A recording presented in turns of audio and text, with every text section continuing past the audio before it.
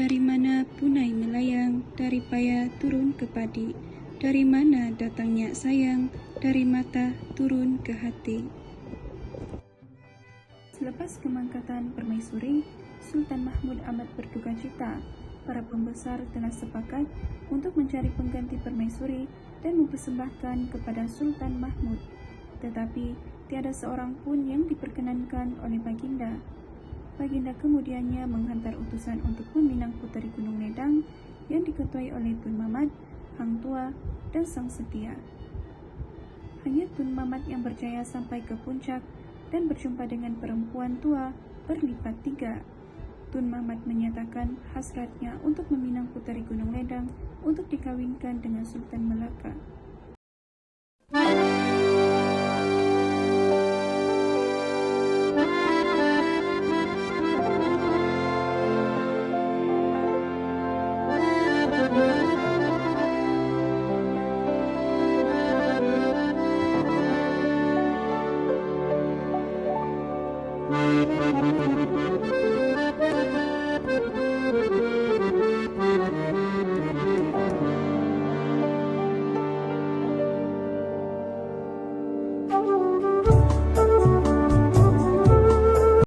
Tak berapa lamanya, maka isteri Sultan Mahmud, bonda Raja Ahmad itu pun mangkat. Maka Sultan Mahmud pun sangat bercinta. Maka Baginda memberi titah pada bendahara dan pada segala orang besar-besar. Apa bicara orang kaya sekalian, kerana negeri Melaka sekarang tiada beraja perempuan. Maka sembah bendahara dengan segala orang besar-besar, anak raja mana yang hendak tuanku pinang, supaya patik sekalian kerjakan. Maka titah Sultan Mahmud, jikalau kita hendak beristrikan sama anak raja, raja yang lain adalah yang kita kehendaki barang yang tiada pada raja-raja yang lain. Itulah yang hendak kita peristri. Akan sekarang kita hendak menyuruh meminang puteri Gunung Ledang, Laksamana dan Sang Setialah kita titahkan. Maka sembah Laksamana dan Sang Setia, baiklah tuanku. Maka Tun Mamat dititahkan berjalan dahulu membawa orang Indragiri akan menebas jalan, kerana Tun Mamat penghulu orang Indragiri. Maka Laksamana dan Sang Setia pun pergilah sama-sama dengan Tun Mamat. Berapa hari lamanya di jalan, sampailah ke kaki Gunung Ledang. Maka Laksamana dan Sang Setia dan Tun Mamat dengan segala orang sertanya itu pun naiklah ke Gunung Ledang. Dendang anak namanya berdua membawa jalan, itu pun terlalu sukar.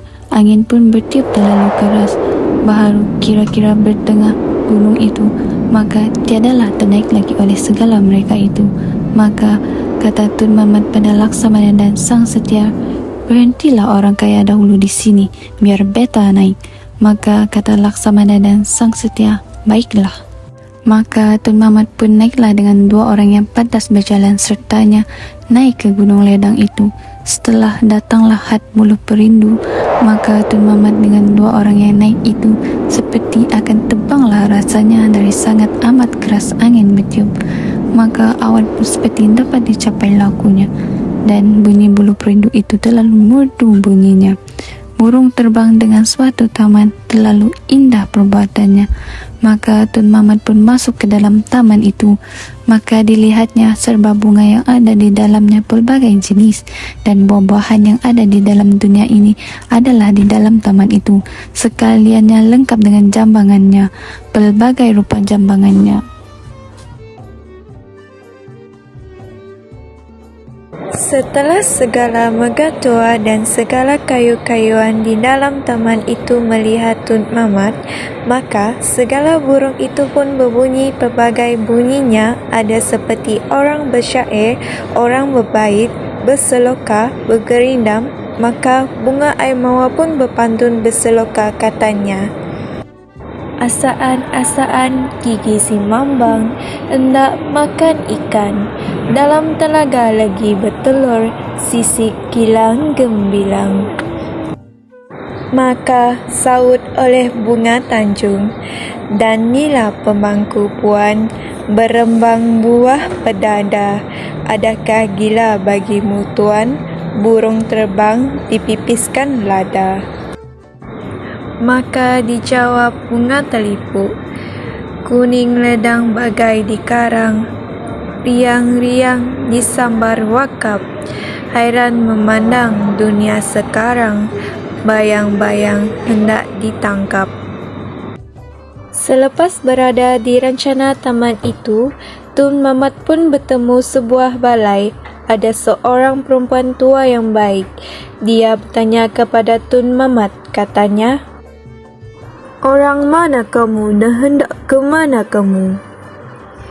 "Kami ini orang Melaka. Nama hamba Tun Mamat dititahkan oleh Sultan Mahmud meminang puteri Gunung Ledang. Siapakah nama tuan hamba?" "Nama hamba Dang Raya Rani, hamba pengetua puteri Gunung Ledang.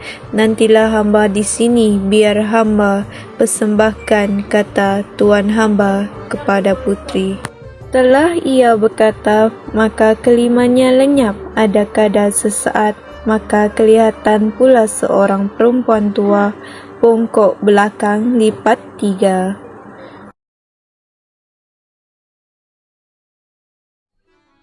Tujuh syarat meminang puteri Gunung Ledang. Setempayan air mata. 7 dulang hati nyamuk. Jambatan emas dan jambatan perak dari Melaka ke Gunung Ledang. Air pinang muda setempayan. Semangkuk darah Raja Ahmad. Dan 7 dulang hati kuman.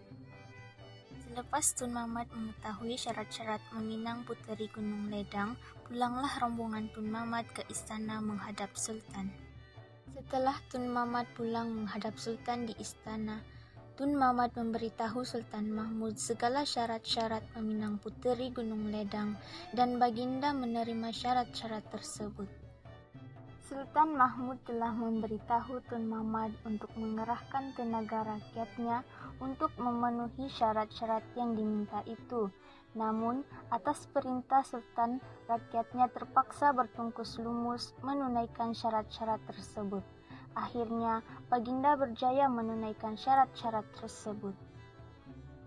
Tapi, ada satu syarat yang Sultan Mahmud tidak dapat tunaikan, yaitu syarat terakhir tidak dapat dipenuhi oleh baginda kerana kasihnya kepada puteranya dan tidak sampai hati mencederakan darah dagingnya sendiri.